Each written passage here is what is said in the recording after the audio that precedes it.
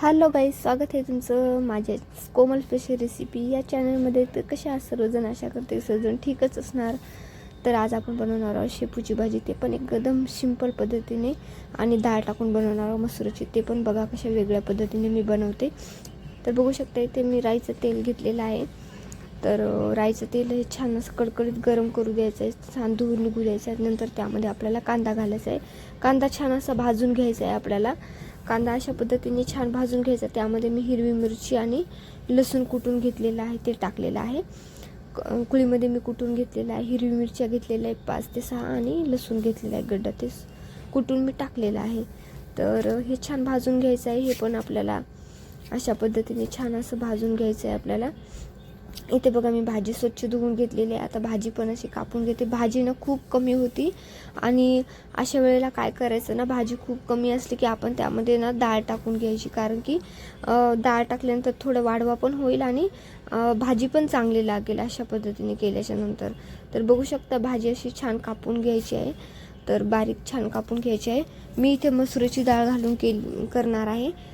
मुगाची डाळ घालून पण मी करते, पण मला माझ्याजवळ वेळ नव्हता. मुगाची डाळ थोडं भिजायला टाईम लागतं आणि मसुरीची डाळ ना लवकर भिजते. म्हणजे 10 मिनटं अगोदर जरी भिजून ठेवली तरी पण ती लवकर भिजून जाते मसुरीची डाळ, आणि अशी पण भाजीमध्ये शिजल्या जाते. त्यामुळे मी काय केलं, भाजी इथे अशा पद्धतीने कापून घेतलेली आहे. बघू शकता सगळी भाजी अशी कापून घेतलेली आहे. बघा आपलं हे सगळं कांदा आणि मिरची लसूण हे सगळं छान असं भाजलेलं आहे. आपण आता त्यामध्ये बारीक चिरून घेतलेला टोमॅटो घालायचा आहे. बारीक चिरून घेतलेला टोमॅटो छान असं घालायचा आहे. तर असं छान मिक्स करून घ्यायचं आहे आपल्याला टोमॅटो टाकल्याच्या नंतर. तर कुणाकुणाला ही रेसिपी आवडते नक्की कमेंट करून सांगा, आणि चॅनलला सबस्क्राईब करायला विसरू नका. आणि आणखी आपला वॉच टाईम पूर्ण झालेला नाही तर पूर्ण वॉच करा व्हिडिओ. तर बघू शकता मीठ घातलेलं आहे मी इथे. मीठ घातलेलं आहे. मीठ घातल्याच्या नंतर आपल्याला जे मसाले हवे आहेत ते टाकून घ्यायचे आहेत. मिरची पावडर टाकलेला आहे.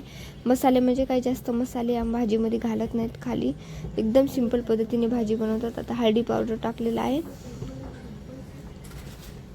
तर छान मिक्स करून घ्यायचं आहे आपल्याला. एकदम असं छान मिक्स करून घेतल्याच्या नंतर बघू शकता अशा पद्धतीने जास्त आपल्याला टोमॅटोला पण छान विरघळू द्यायचं नाही आहे. असंच छान फ्राय करून घ्यायचं. आता आपण यामध्ये भाजी घालणार आहोत. बघू शकता किती थोडीशी भाजी झालेली आहे. बघू शकता तुम्ही. मी अशी भाजी टाकणार आहे बारीक चिरून घेतलेली. आणि तुम्ही कशा पद्धतीने बनवता ते पण सांगा, आणि तुम्ही माझी रेसिपी कुठून बघता ते पण कमेंट करून नक्की सांगा. मला पण कळेल तुम्ही कुठून माझी रेसिपी बघता. आणि एकदम सिंपलची रेसिपी आहे. एकदम फटाफट टिफिनसाठी डब्यावर तयार होते ही भाजी लवकर फटाफट. तर बघू शकता डाळ टाकून केल्याच्या नंतर ना मुलं पण आवडीने खातील, जे नाही खात ना ते पण आवडीने खातील. तर बघू शकता इथे मी मसुरीची डाळ अशी भिजत ठेवली होती. आता मी पाण्यात धुवून अशी टाकणार आहे. तर बघू शकता इथे मी भाजी थोडी होती म्हणून इथे मसुरीची डाळ पण टाकलेली आहे. तर आता भाजी आपली बघू शकता तुम्ही कशी झालेली आहे. तर छान मिक्स करून घ्यायचं आहे आपल्याला. डाळ टाकल्याच्या नंतर ना भाजी पण थोडी जास्त होते आणि खायला पण छान लागते खूप. तुम्ही नक्की ट्राय करून बघा एकदा अशी मसुरीची डाळ टाकून भाजी.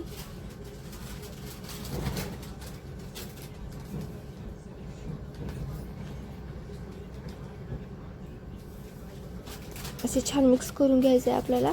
आणि या भाजीला ना आपोआपच पाणी सुटतं, तर आपल्याला पाणी टाकायची पण गरज नाही. आणि ना भाजीला झाकून नाही ठेवायचं, कारण की भाजीचा कलर ना चेंज होऊन जातो, म्हणजे एकदमच चेंज होऊन जातो कलर. त्यामुळे ना आपल्याला असं शिजवून घ्यायचं आहे. भाजीचं पाणी पण सुटेल. भाजीचं पाणी सुटल्याच्या नंतर आपली डाळ पण त्या पाण्यामध्ये शिजून. बघा किती मस्त असं छान आपली भाजी दिसत आहे. बघताच तसं तोंडाला पाणी येईल, आणि सगळेजण आवडीने खातील. न खाणारी पण शेपूची भाजी आवडीने खातील. अशा पद्धतीने तुम्ही नक्की बनवा.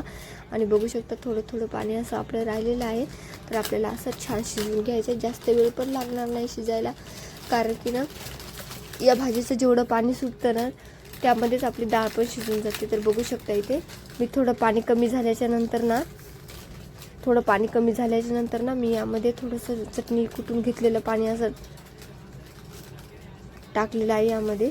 तर बघू शकता असं आपली 10 मिनिटाच्या नंतर बघू शकता आपली भाजी अशी छान अशी सुकी झालेली आहे. तरी पण आपल्याला आणखीन वाफ द्यायला अशी थोडी ठेवूनच द्यायची आहे. आपल्याला डाळ शिजल्यानंतर तर तेव्हाच कळेल. तर अशा पद्धतीने भाजी अशी छान तयार होत आहे. तर तुम्ही माझे व्हिडिओ कुठून बघून नक्की सांगा आणि माझ्या चॅनलला जर सबस्क्राईब केले नसेल तर नक्की सबस्क्राईब करून घ्या. अशाच माझ्या साध्या सिंपल व्हिडिओ आणि रेसिपी तुमच्यापर्यंत मी आणण्याचा प्रयत्न करते. आणि बघू शकता एकदम मस्त अशी आपली झणझणीत अशी भाजी तयार झालेली आहे. कारण की ना आपण या भाजीला भाकरीसोबत खाऊ शकतो आणि मुलांना टिफिनमध्ये पण देऊ शकतो. बघू शकता अजिबात आपण पाणी बिणी काही वापरलेलं नाही. भाजीच्या पाण्यामध्येच ही भाजी अशी तयार झालेली आहे एकदम छान अशी. बघू शकता किती मस्त दिसत आहे. तर अशाच पद्धतीने आपल्याला भाजी बघू शकता तुम्ही. भाजी थोडीशी झालेली आहे आणि डाळ पण त्यामध्ये जास्त झालेली आहे. तर अशा पद्धतीने तुम्ही नक्की बनवा. कारण की डाळ पण खाल्ल्या जाते आणि भाजी पण खाल्ल्या जाते. आणि डाळ टाकून भाजी केली नाही तर सगळी भाजी पण सगळेजण पोटभर खातात. तर त्यामुळे ना अशा पद्धतीने नक्की ट्राय करून बघा एकदा डाळ टाकून. तर चला तर मग रेसिपी आवडली तर लाईक करा आणि चॅनलला सबस्क्राईब. भेटूया पुढच्या एका व्हिडिओमध्ये. थँक्यू.